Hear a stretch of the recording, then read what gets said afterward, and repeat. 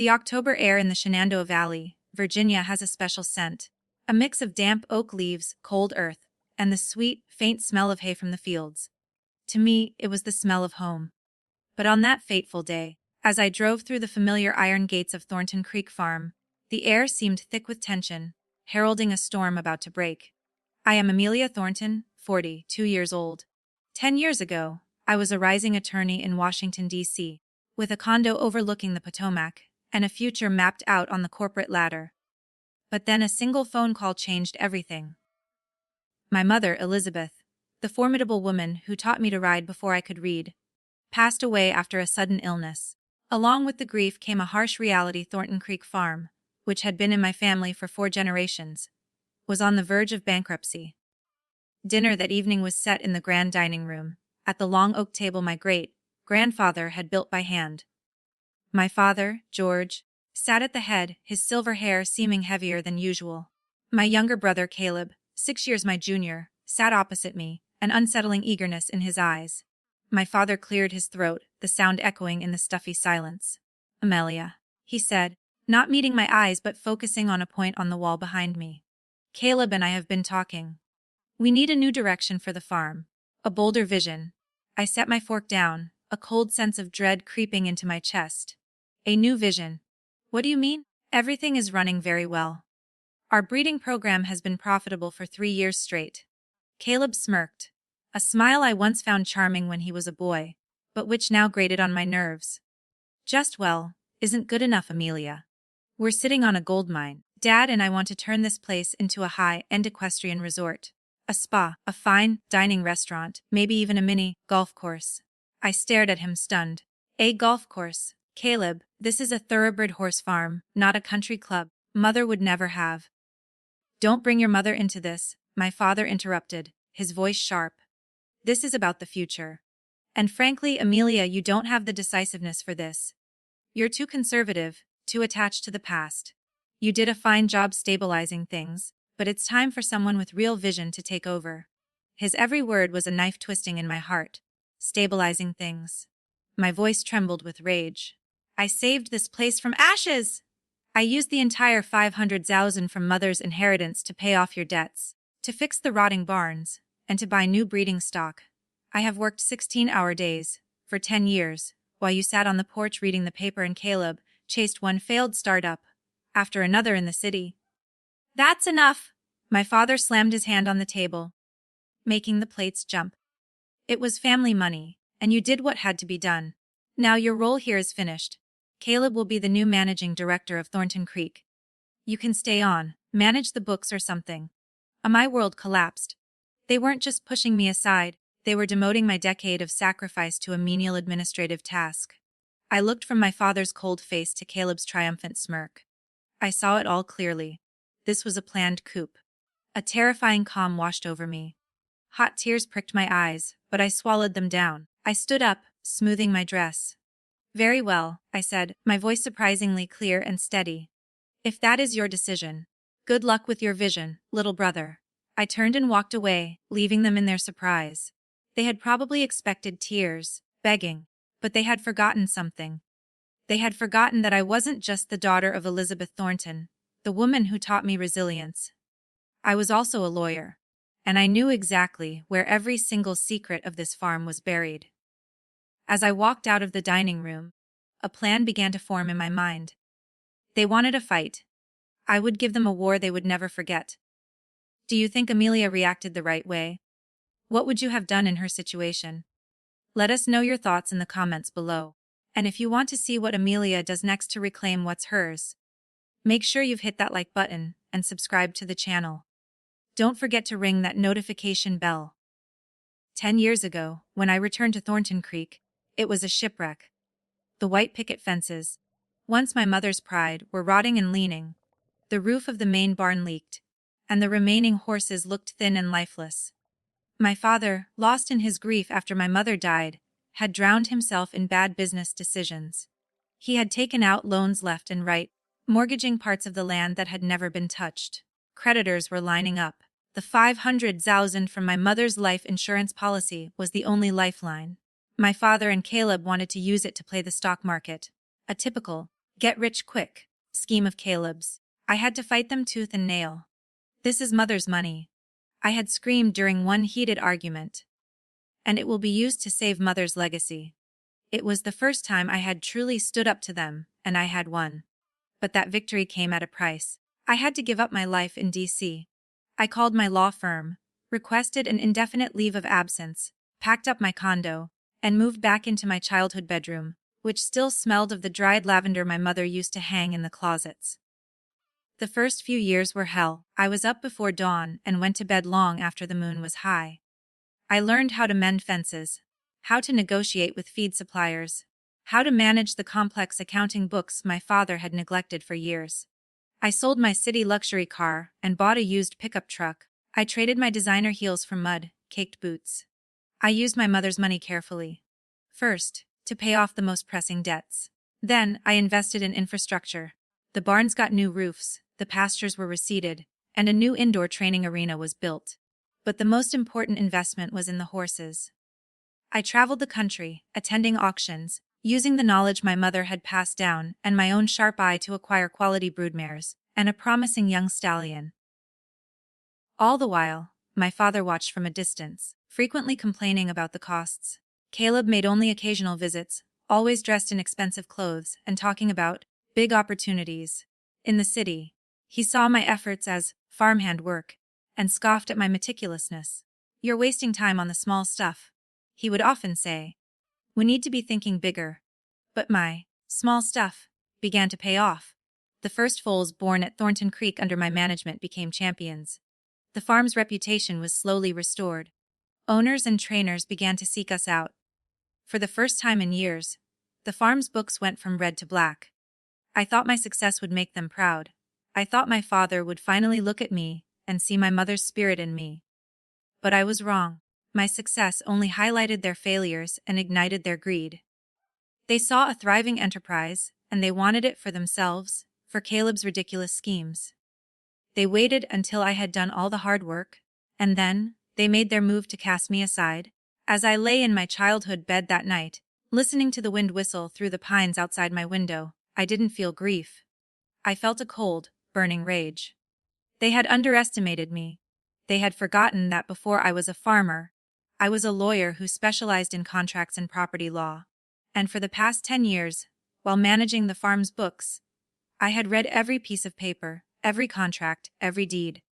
I knew the legal structure of Thornton Creek intimately, and I knew its fatal flaw. A faint smile touched my lips in the darkness. The game had only just begun. Dawn broke over the hills, painting the valley's fog in pale pink hues. While the others in the house were likely still deep in the slumber of their victory, I was awake. It wasn't a tired, weary awakening. It was a sharp, focused, and energized consciousness. The knave Amelia, who had spent a decade seeking her father's approval, had died at the dinner table last night. This morning, Amelia Thornton, Esquire, was reborn. I bypassed the stables. The daily chores could wait. Instead, I went directly to the small office at the back of the main house, a room I had converted into my command center. It smelled of old paper, leather, and strong coffee. Most of the files pertained to the farm's operations: breeding papers, veterinary records, invoices. But a 4-drawer steel filing cabinet sat quietly in the corner, covered in a thin layer of dust. I hadn't opened it in years. It was where I had stored my past, both my legal career and the foundational documents that had saved Thornton Creek. I spun the combination lock. Click. The drawer slid open with a groan. In the bottom section, beneath folders from old lawsuits, was a dark blue leather, bound portfolio. I pulled it out, blew off the dust, and placed it on my desk. The gold lettering on the cover was slightly faded, but still legible. Loan and Security Agreement, Thornton Creek LLC. This was their fatal flaw. 10 years ago, when I agreed to use my mother's money, I hadn't simply handed my father a check. I had acted as a lawyer protecting a client's assets. I had insisted that my father restructure the farm from a personal holding into a limited liability company, LLC. He was the managing member, but my 500,000 was not recorded as a capital contribution. No, it was structured as a formal loan from me, Amelia Thornton, to the company, Thornton Creek LLC. That loan was secured by all of the company's assets: the land, the buildings, and most importantly, the breeding rights to all current and future horses. The contract clearly stipulated the terms. The interest rate was low, almost symbolic, and principal repayment would only begin after the company had shown a net profit for 3 consecutive years. A milestone I had single-handedly achieved. But there was another crucial clause, Article 7b, the breach of contract clause. It stated that if there was any material change in management without the written consent of the lender, the entire principal and accrued interest would become immediately due and payable within 30 days. Their act of deposing me and installing Caleb as the managing director was that material change in management. They had triggered their own ticking time bomb without even knowing it existed. I sat there, rereading the words I had drafted myself, and a cold sense of power washed over me. This wasn't about emotional revenge. This was about the enforcement of a legal contract. I picked up my phone and dialed a number I hadn't called in a long time. It rang twice before a familiar, deep voice answered. Marcus. Amelia, said Marcus Thorne, my old mentor and one of DC's finest attorneys, his voice tinged with surprise. It's been a long time. How are things on the farm? Things are about to get very complicated, Marcus, I said, my tone flat and professional. I need a favor. I need Thorne and Associates to send an official letter. A notice of breach and a demand for immediate payment. I could hear him sit up straighter in his chair. Amelia, what's going on? I explained the situation succinctly, stripped of all emotion. The dinner, table cook, Caleb's plans, my ousting. When I read him Article 7b, there was a long pause on the other end of the line, followed by a low, appreciative chuckle. Good Lord, Amelia. Even as a country girl, you're as sharp as a stiletto, he said. George and that boy have no idea who they're dealing with. Consider it done. I'll have my team drafted immediately. It will be on their doorstep by courier tomorrow. Thank you, Marcus, I said. Just send me the bill. Don't you worry, he replied. This one's on the house. After I hung up, I felt a new surge of life. My old armor, the lawyer's suit of mail I thought I had shed forever, fit perfectly. 2 days later, a FedEx truck rumbled up the long gravel driveway. I was in the foaling barn, checking on a mare close to her time, when I heard my father shouting. I walked calmly toward the house to see him standing on the front porch, clutching a large envelope, his face crimson with rage. Caleb stood beside him, reading over his shoulder, his expression shifting from smugness to confusion. What in God's name is this, Amelia? He roared when he saw me. A legal notice. A demand for $500,000 plus interest. Are you trying to ruin your own family? I stopped at the bottom of the steps, crossing my arms over my chest. I'm not ruining anything, Father. I'm enforcing a business agreement. You and Caleb breached the terms of our contract when you changed management without my consent. As per the agreement, the loan is now due in full. Caleb let out a nervous laugh. Come on, Amelia. Who are you trying to scare? This is your home. You're not actually going to do this. Where would we even get that kind of money? That's precisely the point, little brother, I said, my voice as cold as a winter morning. If Thornton Creek LLC cannot satisfy the debt, then as the secured creditor, I have the right to foreclose on the collateral. That means the entire farm. The land, the barns, the house, and every horse in it. It all becomes mine. Silence descended. The arrogance on Caleb's face vanished, replaced by a genuine flicker of fear. My father looked as though he was about to have a stroke. He pointed a trembling finger at me. You're a viper. Your mother would be ashamed of you. The words should have hurt, but they no longer had any power over me. No, Father, I replied calmly. Mother would be proud that I'm protecting her legacy from greed and foolishness. You have 30 days. The clock is ticking. I turned and walked back toward the barns, leaving them frozen on the porch. I knew they wouldn't believe it. They would think it was a bluff, a tantrum from an angry daughter. They didn't yet understand the mortal danger they were in. But the letter was just the warning shot. My real plan ran much deeper. It involved more than just a forgotten contract in a filing cabinet. It involved another man, a man to whom my father owed more than just money. He was the director of the local bank, the same man who had given my father the loans that nearly destroyed the farm in the first place. He was also the man whose career I had helped save by uncovering an internal fraud scheme at his bank years ago. The next morning, I went to my closet, pushing past the flannel shirts and jeans. At the very back, sealed in a garment bag, was a perfectly tailored charcoal gray suit, my old armor. I put it on. It fit like a glove. I looked in the mirror and didn't see a tired farmer. I saw a lawyer on her way to the bank to tighten the noose. The Shenandoah Valley National Bank was a fortress of red brick and marble, a symbol of old-world stability and tradition. As I walked through the heavy oak doors, the cool air and formal silence inside immediately transported me back to my former self. The power suit felt like a second skin. The scent of polished wood and old money was a familiar fragrance, a world away from the farm's hay and horsehide. Mr. Henderson's office was at the end of a long hall. James Henderson was a man in his 60s, with meticulously combed silver hair and a smile that always carried a hint of wariness. But when he saw me, that smile became genuine. He stood and came around his large desk to shake my hand.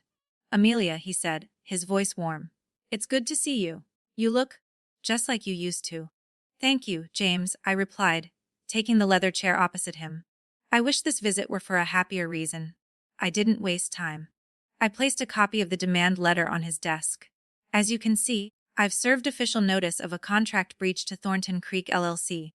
I'm here today in two capacities: first, as the farm's secured creditor, and second, as an old friend." Henderson scanned the letter, his brow furrowing.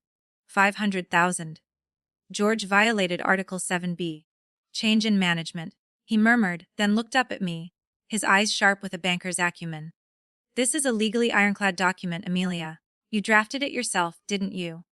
"I did," I confirmed. "And I have every intention of enforcing it. If the debt isn't settled in, now, 28 days, I will begin foreclosure proceedings." He nodded, leaning back in his chair. "I see. The bank is the primary lien holder, with the original mortgage. Legally, you're here to inform us of your claim on the assets." Very professional. He paused, then his voice softened. "But as a friend, what do you want to know?" "I want to know the real situation," I said plainly. "I know my father has a business line of credit with this bank. I need to know if he has access to any capital that could be used to satisfy my debt." Henderson steepled his fingers. "Amelia, you know I can't disclose a client's financial information. And I also know that 7 years ago, I stumbled upon your vice president's embezzlement scheme that nearly destroyed this bank and your career along with it," I countered, my tone gentle but pointed. "I never asked for anything in return, James. Until now." The tension in the room was palpable. Finally, he sighed, the sigh of a man caught between protocol and gratitude. "George's line of credit is almost completely maxed out," he said quietly. "Caleb drew a significant sum last week, right after the management change. He said it was for capital restructuring for an expansion plan. And frankly, Amelia, with this outstanding $500,000 debt now on the books, Thornton Creek LLC's credit rating has plummeted. There isn't a bank in this state that will lend them another dime." That was exactly what I needed to hear. "Thank you, James. You've been very helpful." "Amelia," he called after me as I stood to leave, "I don't know what's happening in your family, but I owe you a great debt. If George comes to see me, he will receive no special treatment. The bank will act strictly by the book. And as things stand, that does not play in his favor." I gave him a grateful nod and left. The noose was beginning to tighten. Meanwhile, back at the farm, panic was setting in. Silas, the loyal and stoic stable master who had worked for my mother for 30 years, called me that evening. "Miss Amelia," he said, his voice a whisper over the phone. "That boy Caleb has been on the phone all day. I overheard him talking about investors from Richmond and a 5-star resort opportunity. He's talking big, but it don't sound like it's going well." "Just keep an eye on things, Silas," I said. "And make sure the horses are well cared for." "Always, ma'am. We're all worried for you." Those simple words gave me more strength than anything. As I'd predicted, Caleb failed miserably. The resort idea might have sounded appealing on paper, but no sane investor would pour money into a business with a massive, looming debt and a potential legal battle. Every call he made ended in frustration. His confidence began to erode, replaced by irritability and desperation. My father, on the other hand, chose the path of arrogance. A week later, he dressed in his Sunday best and drove to the bank to see Mr. Henderson, certain that his long-standing relationship and the Thornton family name would clear up this little misunderstanding. He returned that evening, his face agrim, a Shen mask. Silas later told me he walked straight into his study and slammed the door. Caleb burst in after him, and a furious argument erupted, their shouts echoing through the house. Caleb accused his father of being a relic who trusted too much in old connections, while my father roared that Caleb had ruined everything with his harebrained schemes. A few days later, the first real cracks began to show in the farm's daily operations. The hay supplier, having not received payment, refused to deliver the next shipment. The veterinarian called, demanding payment on a past due bill before scheduling health checks for the new foals. Caleb, the self-proclaimed CEO, was paralyzed. He had never had to worry about boring details like cash flow or paying bills. I watched it all from a distance, keeping my space. I used my time to do things I hadn't had time for in years. I took long walks through the fields, breathing the clean air. I spent hours grooming my old mare, the last horse my mother had personally raised. One afternoon, I walked to the top of the hill on the west side of the farm where a great oak tree stood. My mother called it her thinking spot. From there, you could see the entire farm laid out below. The red roofs, the wending white fences, the horses grazing peacefully. 10 years ago, I had stood in this very spot and promised my mother's spirit that I would not let her legacy die. I was keeping that promise now, albeit in a way I had never imagined. I felt no guilt. I felt a cold clarity. This wasn't revenge. This was a restoration of order. As the sun began to set, painting the sky in fiery oranges and purples, my phone buzzed. It was Caleb. I had been ignoring his calls for the past 2 weeks, but this time, I decided to answer. "What do you want, Amelia?" His voice came through, stripped of its usual arrogance, leaving only exhaustion and desperation. "Is this what you want? To see us fail completely? To see Dad on his knees? What do you want?" I looked down at the farm, where lights were beginning to glow in the main house. "I don't want anything from you, Caleb," I said, my voice calm and distant. "I am simply taking back what is mine. 13 days left. Enjoy it while you can." I hung up, giving him no chance to reply.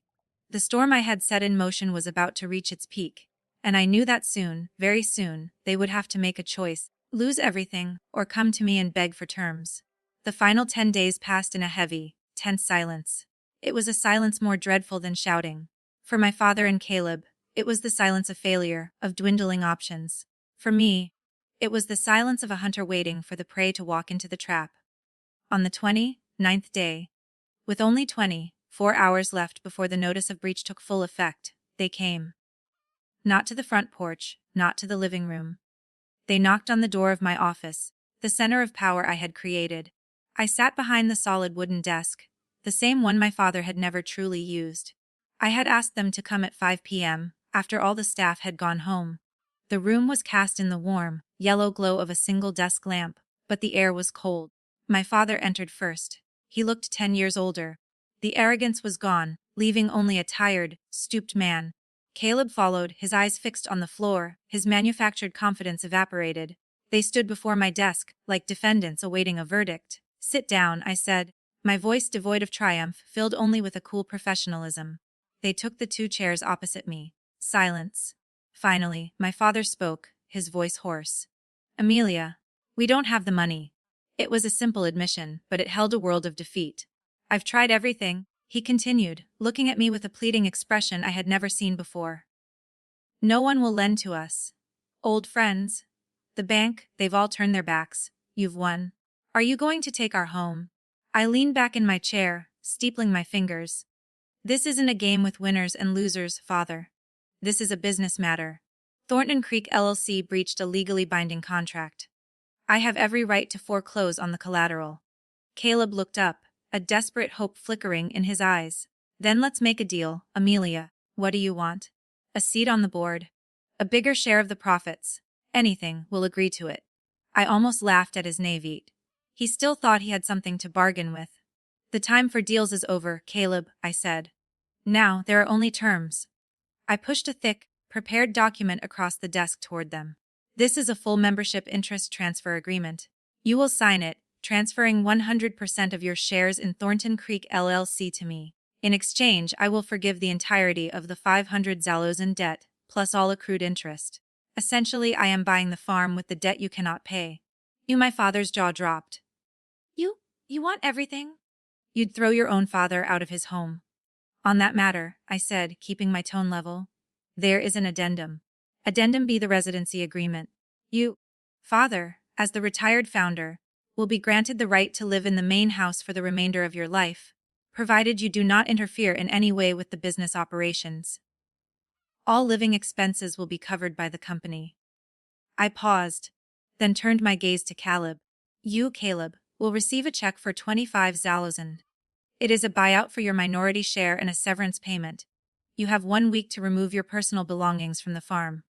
After that, you will have no further claim or role here. Caleb shot out of his chair. 25,000. Are you kidding me? My legacy is worth millions. Your legacy. My voice turned sharp. What did you ever do to earn a legacy besides being born into it? You nearly destroyed it with your incompetence. $25,000 is a generosity. It's a chance for you to go and build something of your own, if you're capable. Or you can refuse. I looked him straight in the eye. And if you refuse, my lawyers will begin foreclosure proceedings at 9 a.m. tomorrow. The bank will get involved. Everything will be sold at auction to pay the creditors, starting with me. You will be left with nothing. No home, no money, no legacy. The choice is yours. The room fell silent again. My father picked up the document with a trembling hand. He scanned it, though I knew he wasn't truly comprehending the legal terminology. He was only seeing the stark reality of it. He looked at Caleb, who stood there, his face flushed with anger and humiliation. Sit down, son, my father said, his voice wary. It's over. He took the pen from my desk, hesitated for a moment, and then signed his name on the line. He pushed the papers toward Caleb. Sign it, he commanded. Caleb looked at his father, then at me, pure hatred in his eyes. But it was a hatred eclipsed by the fear of losing everything. He snatched the pen and scribbled his signature. I took the signed document. I will have my lawyer notarize and file this in the morning. Thank you for your cooperation.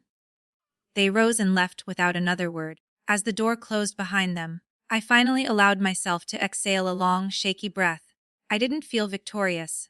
I felt only a heavy emptiness and the finality of an ending. 1 year later, Thornton Creek Farm was transformed. But not in the way Caleb had envisioned. There was no spa, no golf course.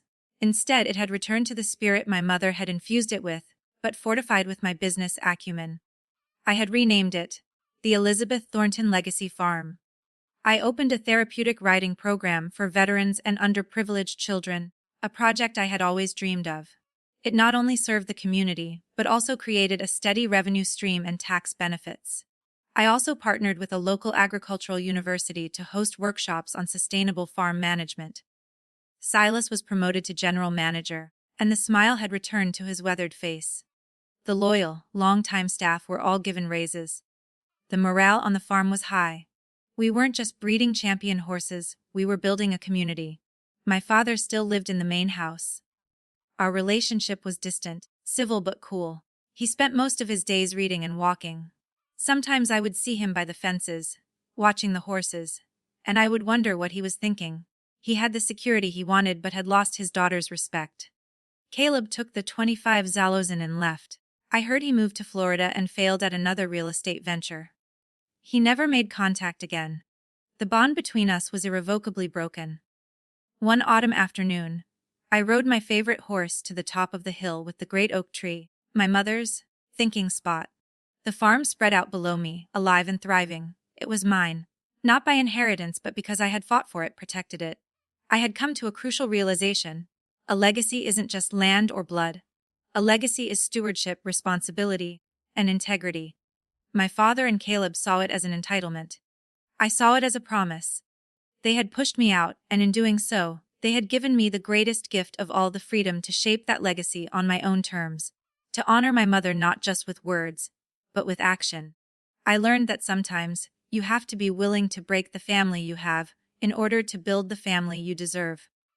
And that family can be found in the loyalty of an old stable master, in the laughter of children in a therapy program, and in the quiet peace of an autumn evening on the land you saved with your own strength. If this story of resilience and rebirth has inspired you, please take a moment to hit the like button. Share it with others who may be searching for their own strength, and subscribe to our channel. We believe everyone has a story worth telling. Have you ever had to fight for what you believe in, even against your own family? Please share your story in the comments below. Your experiences could be a source of motivation for so many others. And don't forget to ring the notification bell so you don't miss our next empowering story. Thank you for listening.